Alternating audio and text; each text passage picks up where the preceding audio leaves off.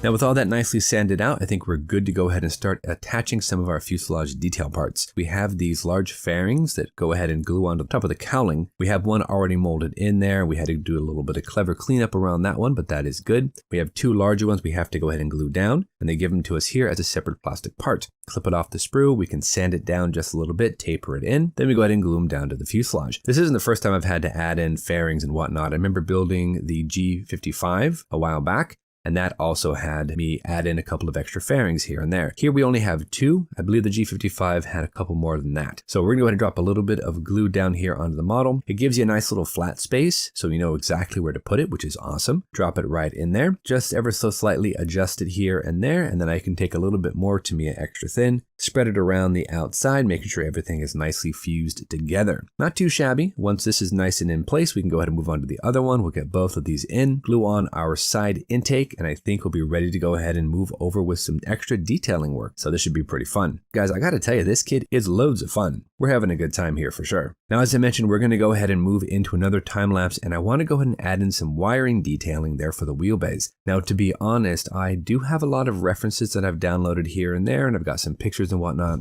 Unfortunately, I only have images of them actually building the Re.2005. So I don't have a lot of in-field completed images that I can look at. So we're going to go ahead and just use what we have, and we're going to add in a little bit of wiring detailing. Honestly though, they're probably going to be lost when you actually glue the wings together. So again, a little bit of detail I think will go a long way here. So let's go ahead and grab some 0.3mm solder, grab my tweezers, grab a little bit of super glue. Let's go ahead and string in some of these wires. Then we'll go ahead and do some priming, get some paint on there, and we'll be back and we'll see how we did. All right, let's keep it going.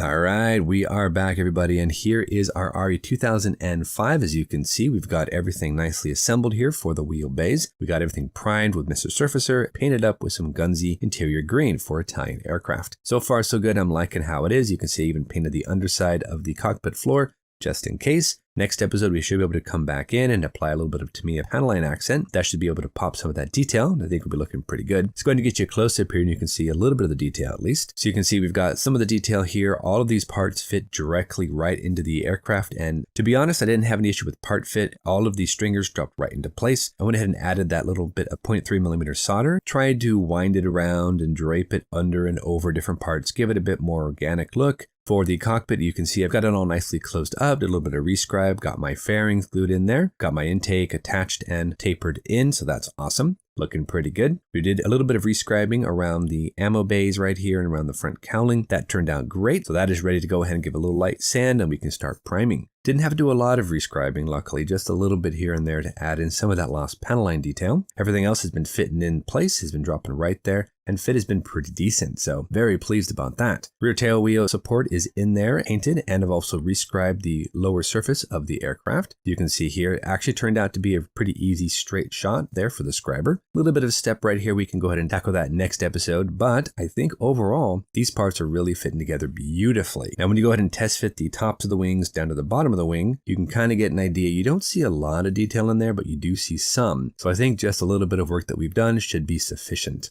Now the neat thing is though, and this is kind of rare for a limited run kit like this, at least for me, when you go ahead and test fit the fuselage, this thing fits really, really well. Pretty pleased about that. Then we can go ahead and test fit the top of the wing, and the wing itself looks like, yeah, looks pretty good. We got a little gap back here, but that should be taken care of. And I think we are good for today. So that is it for us. Thank you so much for watching. We have a lot more work to do, but we are getting there. Sorry for missing last week's episode, guys, but we're going to go ahead and jump in here next episode. Till then, you know the drill. Go out there, get yourself some bench time, have some fun, build something cool. We'll see you back here on episode 4 of the Sword Re.2005 here on Ben Builds. Thanks for watching, everybody. Take care of yourselves, and we'll see you soon.